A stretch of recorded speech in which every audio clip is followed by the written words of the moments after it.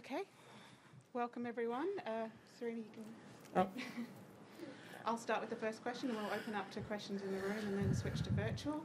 Serena, just talk us through that match and how important it was for you to get a good match out today on the Melbourne Park courts. It was a good match for me. It wasn't easy at all. It was lots of rallies and lots of movement, and she's from here, so she obviously always plays hard. So it was really good, and it felt good to clinch that in the end. Okay, we'll go to questions in the room. Who has the first question? Karen?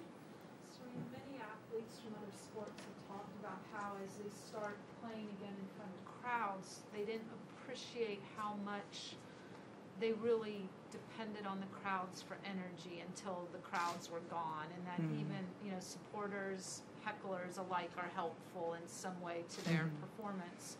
I was wondering if you found that to be so and maybe have a newfound appreciation for that element of what you do. Yeah, I feel like the crowds it's awesome because for a moment in time you're there with just you and your opponent, and everyone's there just to see you, and it's a pretty special feeling. Over here? Yeah.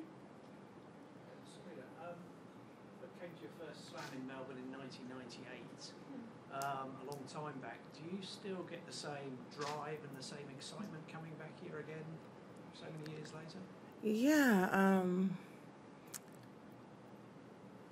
I definitely get a lot of the same drive. Definitely not the same excitement because it's nothing like the first time of going out there and just seeing everyone and being around people and things. But it's pretty close. It's super exciting every time to come out and to be a part of something so special. Okay, John, up the back. Hi, Serena. I hate to switch a little bit, but I want to ask one great athlete about another great athlete on behalf of a colleague.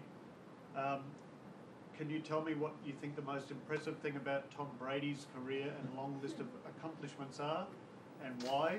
That he's lasted this long, that he walked away from a system in New England after 20 years and forged success so quickly, or it's something else?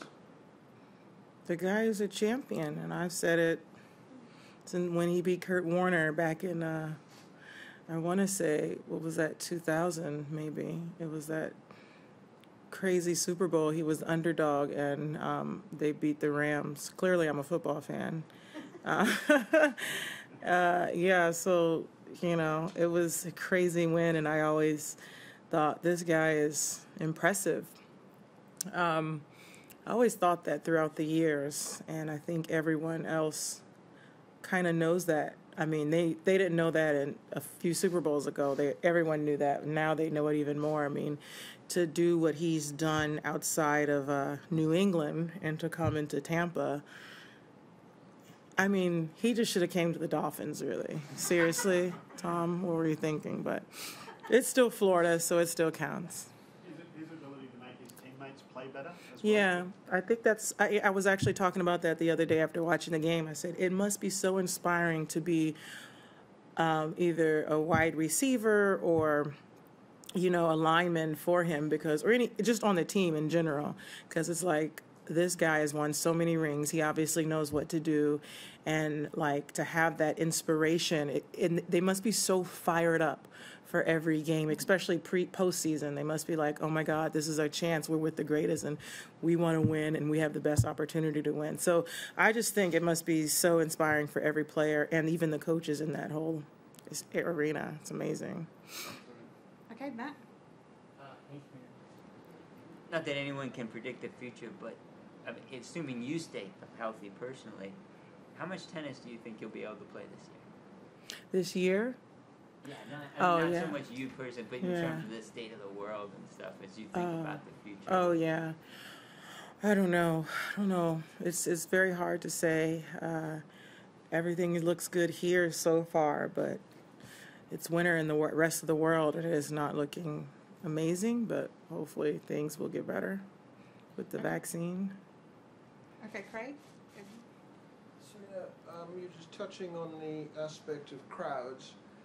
Can you address the point about a racket making contact with the ball and how much a player has to hear that and when you see the difference between a crowd being a stadium having a crowd and not having a crowd.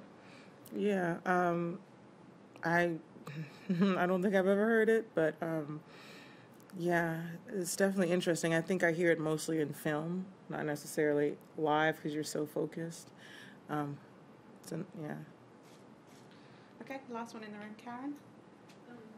After Hank Aaron died, Howard Bryant tweeted out that in his last conversation with Hank, Hank asked him, like, when do you think Serena's going to win her next major? No way. And I was wondering what that's like for you. You live in your little bubble, but to know Wow. that the greats in other sports are following you, and really, of all the things he could have talked to him about, that was what he chose.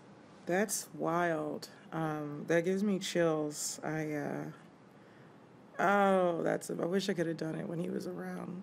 Growing up, going to school and reading books about him, and I never a lifetime would have dreamt that I would have been on his mind. So that's really amazing. But Had you met him before? no, I never met him. But he was obviously a legend growing up for me.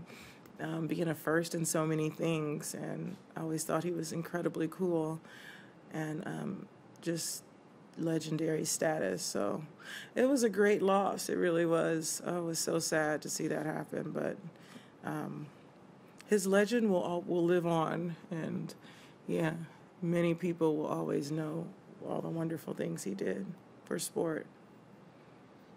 Okay, we'll switch to online. Louis? A reminder to those online, if you do have a question for Serena, please use the raise your hand function in the toolbar. Courtney, we'll start with your questions, please. Hi, Serena. Very nice win today. I'm just curious, looking back towards the preseason a little bit, everybody that I've talked to so far has had different approaches, given that it was a longer window, but at the same time, a few curveballs thrown in there with how, when you would get to Australia and things like that. I'm curious for you in the planning, how different was this preseason leading up to Australia for you? It was great for me because I needed the time because I couldn't eat because of my Achilles. I needed every time that I don't think I would have been here if it was during the regular season. So, that was an unwanted blessing, I would say, but it was much needed for me. Yeah. So I definitely took that time to recover and to just do the best that I can. And and so now it's a lot better. Were you able to kind of have a regular preseason then in terms of the time? Whereas if the AO was in January, you probably would have been crunched, but did you get a regular block? I did. I was able to get a regular block. Honestly, not as much as I would have liked because I needed to take, Achilles are I think the worst thing, honestly. Oh my goodness. I didn't realize it would be this long. But yeah, so I definitely was pushing the limits, but I'm here. Indeed. And then last question for me, just looking ahead, you'll play Perankova next. Obviously, you guys played at the U.S. Open. How important is that match for you in New York in terms of how you plan to prepare for her this time around? It's important for me just to see what she did and what I did and what we can both do better. I'm always rooting for her. She's such a great story, and she's just a good person. Okay, thank you very much, everyone. We're good, Serena? Yeah, thanks.